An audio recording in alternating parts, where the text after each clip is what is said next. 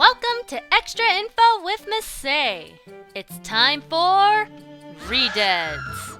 So, we all know that ReDeads suck. They've tormented us since the release of Ocarina of Time in 1998 and continue to strike fear into our hearts to this day.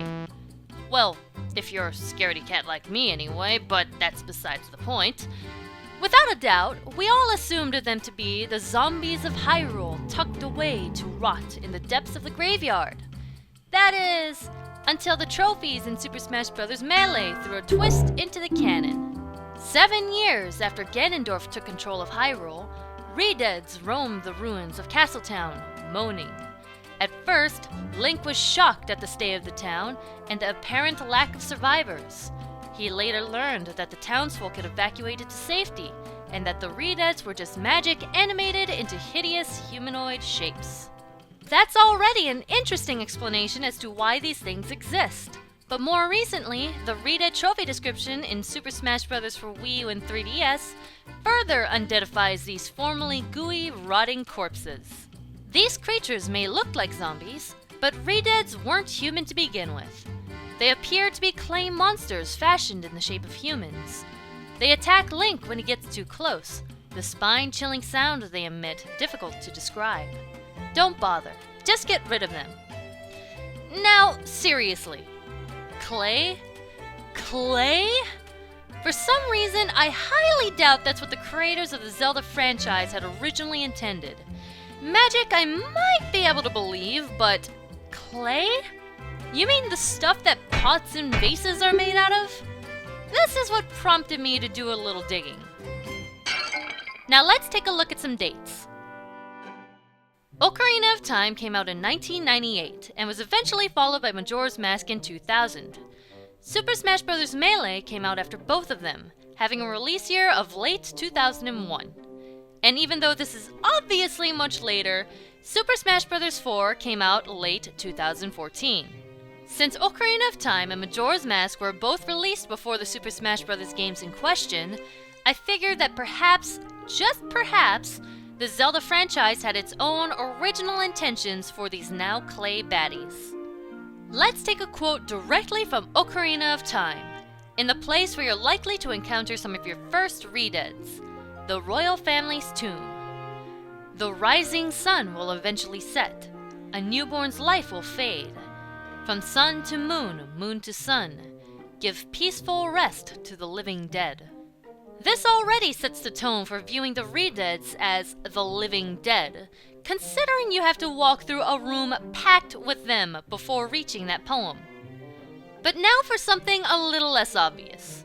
The Spooky Mask is an item found in the market's Happy Mask shop. It's a wooden mask with holes punched into it for the eyes and the mouth, identical to the faces of the ReDeads. Needless to say, if you choose to borrow it and talk to some of the townsfolk, they have some pretty great reactions.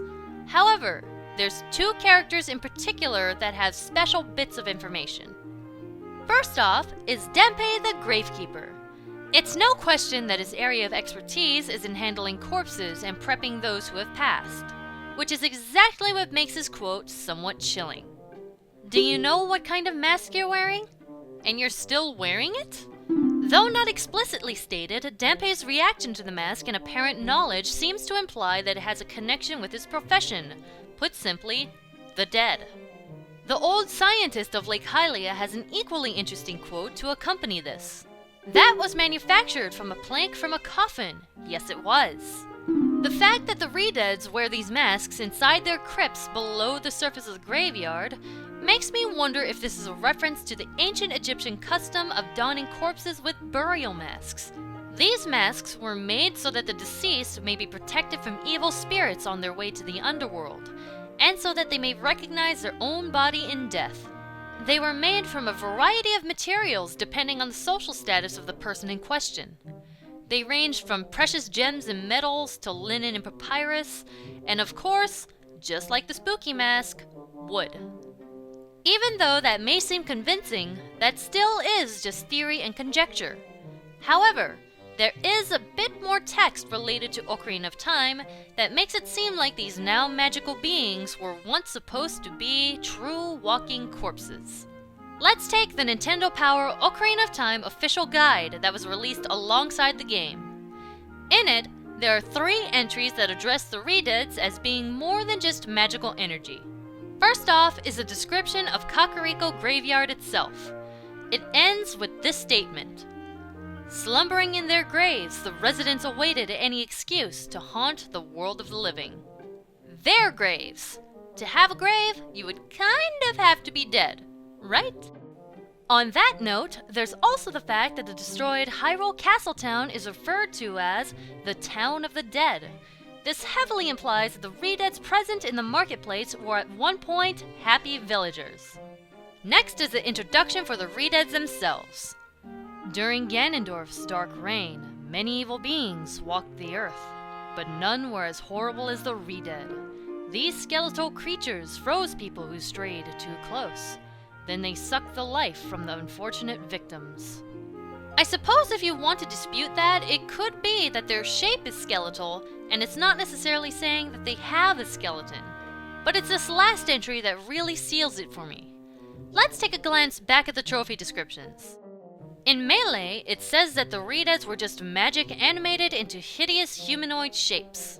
And in Wii U and 3DS, they appear to be clay monsters fashioned in the shape of humans. Well, let's take a look at what the ReDead was originally made out of. According to, once again, Nintendo Power's Ocarina of Time official guide. The door slammed shut behind Link. The hair on his neck stood up as he sensed the piercing gaze of the ReDead. Link was confronted by the decomposing denizen, but his sword quickly sliced through its gummy flesh. Decomposing denizen. Gummy flesh. I think it's safe to say that ReDeads were not clay or magic formed into humanoids in the first place. And to think, that's only in Ocarina of Time. Now let's take a look at Majora's Mask. As we've mentioned before, Majora's Mask was released in 2000, 1 year before any outside input for the ReDeads existed. That being said, some people argue that there's never an instance where a ReDead is stated to be a formerly living being. Not so as of Majora's Mask. In Majora's Mask, Pamela and her father live right smack dab in the middle of UnDead Central. Their house is surrounded by Gibdos, which are ReDeads wrapped up to resemble mummies. Attack them with fire and they become a ReDead again, so they're basically one and the same creature. Pamela's father, a researcher that studies supernatural phenomena, has partially turned into a Gibdo. In fact, once you heal him, the Gibdo mask falls off of his face. So although he's not dead, this is an instance of a character becoming a ReDead/Gibdo, and thus they're not restricted to molded clay and animated magic. On top of that, if you speak to Pamela's father after he's healed, he shares some of his knowledge about the supernatural with you. His entry regarding the Gibdo is particularly interesting. That is a mummified man. Its scientific name is Gibdo. A tale in Ikana mentions a treasure that rests at the bottom of the well on the hilltop. It seems the spirits of those who sought that treasure still linger there, those poor souls who became Gibdos upon entering the well.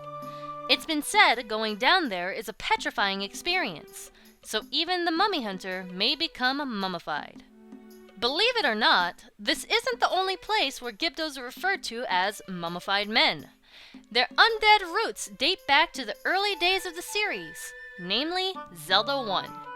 Although the game itself doesn't draw much attention to Gibdos, if you look in either the English or the Japanese manual provided with the cartridge, the Gibdo is referred to as the Mummy Man. There is one last place to look for information on our undead nightmares. The Garo Ninjas. These are somewhat frustrating enemies that appear only when you wear the Garo mask, and once you defeat them, they offer trivia regarding the residents and monsters of Ikana Canyon. One quote that you might encounter is this: "As the Gibdos in Ikana as well have regrets and long to savor items from this world, they continue to wander about."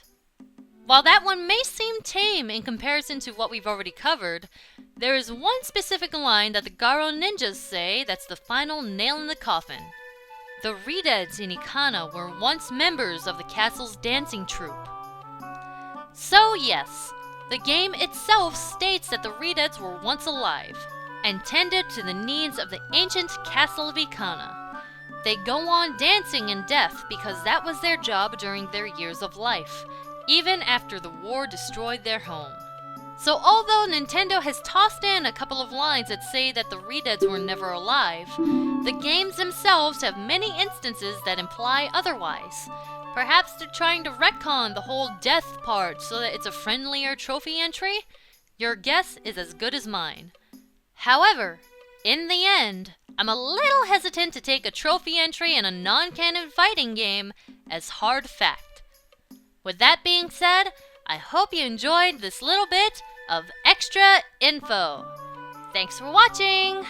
MasaeAnela, out!